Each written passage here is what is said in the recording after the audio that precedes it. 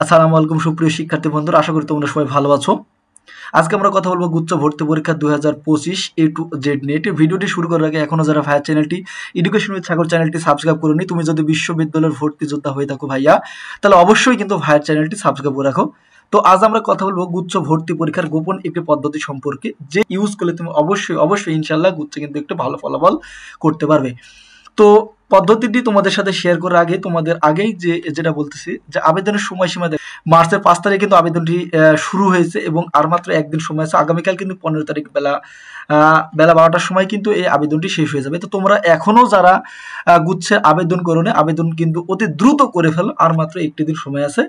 তো ইউজিসি কর্তৃপক্ষ কিন্তু এবার যে শর্ত দিয়েছে তোমার গুচ্ছ ভর্তি পরীক্ষার আবেদনের যোগ্যতার মধ্যে তোমার এসএসসি হতে হবে 2020, 21 এবং 22 এবং এইচএসসি হতে হবে কিন্তু 2023 এবং 24 এবং গুচ্ছে কিন্তু অবশ্যই সেকেন্ড টাইম থাকতেছে। এবং আবেদনের যোগ্যতা তোমরা এখনো যারা আবেদন করোনি এবং আবেদন আগামীকালকে যারা করবা তাদের জন্য যে আবেদনের যোগ্যতা কিন্তু এবার একটু কমিয়েছে। বিজ্ঞান বিভাগের শিক্ষার্থীদের প্রথমের দিকে যেই আবেদনের যোগ্যতাটা দিয়েছিল সেখানে কিন্তু 8 ছিল, সেখানে এবার কিন্তু বিজ্ঞান বিভাগের শিক্ষার্থীদের জন্য তোমার এসএসসি এবং এইচএসসিতে সর্বনিম্ন জিপিএ 3.5 করে মোট জিপিএ তোমার 7.5 থাকে, তাহলে কিন্তু তুমি বিজ্ঞান বিভাগের শিক্ষার্থী হিসেবে গুচ্ছ পরীক্ষা দিতে পারবা। মানবিক এবং বাণিজ্য বিভাগের শিক্ষার্থীদের জন্য তুলনামূলক জিপিএটা একটু সহজ। তো মানবিক বিভাগের শিক্ষার্থীদের জন্য জিপিএস তোমার হচ্ছে এসএসসি এবং এইচএসসিতে সর্বনিম্ন জিপিএ যদি তোমার 3 করে মোট জিপিএ যদি তোমার 6 থাকে, তাহলে কিন্তু তুমি হচ্ছে আবেদন করতে পারবা মানবিক বিভাগ থেকে। এবং বাণিজ্য বিভাগ থেকে আবেদন করার জন্য তোমার এসএসসি এবং এইচএসসিতে সর্বমোট কত 3 করে তোমার যদি মোট জিপিএ 6.5 থাকে, তাহলে কিন্তু তুমি হচ্ছে বাণিজ্য বিভাগে আবেদন করতে পারবা। এবার তোমাদের সাথে একটু যেই গোপন যে পদ্ধতি রয়েছে গুচ্ছে চান্স পাওয়ার, সেই গোপন ট্রিক্সটি তোমাদের সাথে শেয়ার করতেছি। তোমরা জানো যে গুচ্ছে কিন্তু এবার মোট আসন ছিল কিন্তু প্রতি বছর যে আসন থাকে 22,000 প্লাস কিন্তু আসন থাকে। এবারে 5টি বিশ্ববিদ্যালয় বের হয়ে যাবার কারণে কিন্তু গুচ্ছে এবার 16,237টি প্লাস আসন রয়েছে। তো এবার তোমাদের সাথে শেয়ার করবো যে গুচ্ছে আসলে তুমি কিভাবে চান্স পাবে এবং কোন পদ্ধতিটি অ্যাপ্লাই করলে কিন্তু তুমি গুচ্ছে ইনশাল্লাহ একটু ভালো ফলাফল করতে পারবে, যদি তোমার এই টিপসটি তুমি যদি একটু ফলো করো। তো দেখো, গুচ্ছের ভর্তি পরীক্ষা কিন্তু সময় থাকে কতটি, দেখো সময় থাকে কিন্তু 1 ঘন্টা এবং তোমার হচ্ছে প্রশ্ন থাকে মোট হচ্ছে 100টি এবং তো 1 ঘন্টা বা 60 মিনিটে তোমার 60 মিনিটের মধ্যে কিন্তু তোমাকে 100টি তোমার এমসিকিউ তোমার অ্যান্সার করা লাগতেছে। তো তোমরা যে ভুলটি করো যে তোমরা বাংলা অথবা ফিজিক্স অথবা কেমিস্ট্রি অথবা ইংলিশের যে কোনো একটি প্রশ্ন, যে প্রশ্নটি পারতেছো না ওই প্রশ্নের পিছনে কিন্তু তোমরা 2 মিনিট বা 3 মিনিট সময় ব্যয় করে ফেলো, বা রাত করতে কিন্তু তোমার হচ্ছে অনেক সময় ব্যয় করে ফেলো। তো দিন শেষে তুমি দেখতেছো যে বা 1 ঘন্টা বা 60 মিনিটের পরে তুমি দেখতেছো যে 100টি এমসিকিউ এর মধ্যে তুমি মাত্র 70টি এমসিকিউ পড়তে পেরেছো বা 80টি এমসিকিউ পড়তে পেরেছো, বাকি 20টি এমসিকিউ তুমি পড়তে পারোনি বা 30টি এমসিকিউ তুমি পড়তে পারোনি।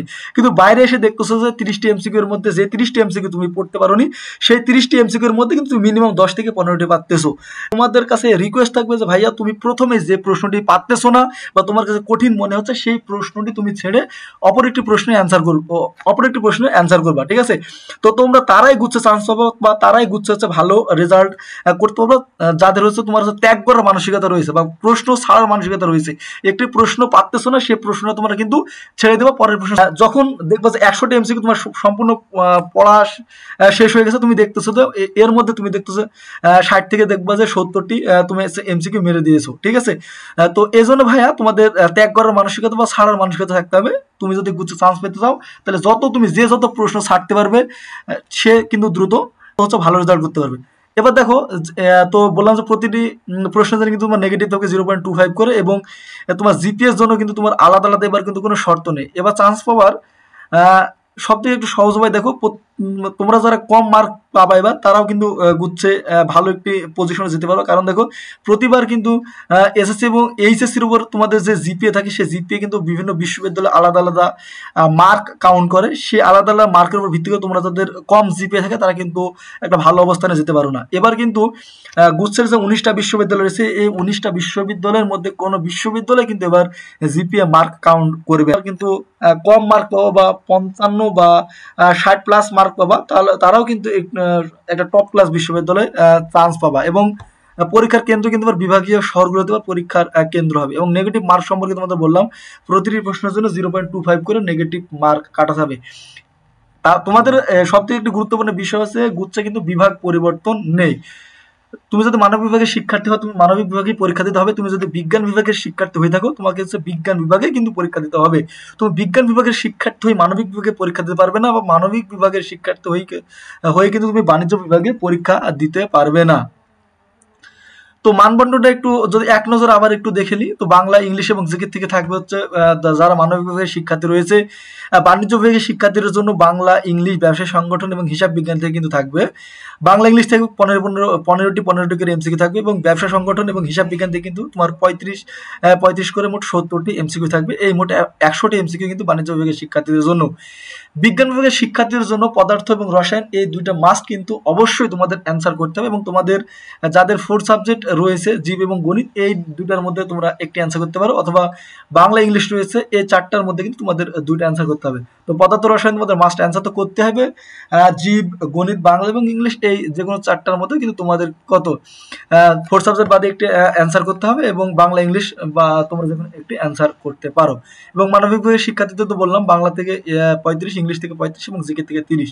তো এই জিকে এবং এই বাংলা কিন্তু তোমাদের কাছে ট্রাম্প কার্ড হবে। অনেকে কিন্তু ইংলিশে ভয় পাও ভাইয়া, এবং ইংলিশ কিন্তু অনেকেই পারো না।